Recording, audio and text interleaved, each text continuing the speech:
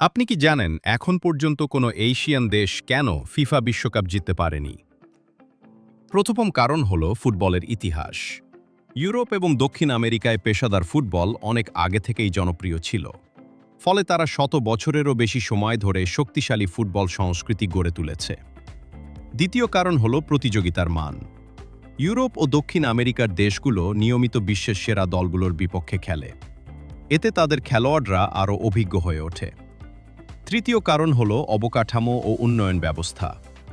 Brazil, Argentina, Germany ও ফ্রান্সের মতো দেশগুলো ছোটবেলা থেকেই খেলোয়াড় তৈরিতে বিপুল বিনিয়োগ করে। তবে এর অর্থ এই নয় যে এশিয়া দুর্বল। জাপান, দক্ষিণ কোরিয়া, সৌদি আরব এবং অস্ট্রেলিয়া বিশ্বকাপে বেশ কয়েকবার চমক দেখিয়েছে। এশিয়ার সেরা অর্জন হল দক্ষিণ কোরিয়ার 2002 বিশ্বকাপে সেমিফাইনালে পৌঁছানো। এখন পর্যন্ত কোনো এশিয়ান দেশ ফাইনালে উঠতে পারেনি। তবে পরিস্থিতি ধীরে ধীরে বদলাচ্ছে। জাপান ও দক্ষিণ কোরিয়ার অনেক খেলোয়াড় এখন ইউরোপের শীর্ষ ক্লাবগুলোতে খেলছে। ফলে ভবিষ্যতে কোনো এশিয়ান দেশের বিশ্বকাপ জেতার সম্ভাবনা আগের চেয়ে বেশি। 1930 সাল থেকে অনুষ্ঠিত সব ফিফা বিশ্বকাপের প্রতিটি শিরোপা জিতেছে শুধু ইউরোপ বা দক্ষিণ আমেরিকার দেশগুলো। অন্য কোনো মহাদেশের দেশ এখনও বিশ্বকাপ জিততে পারেনি।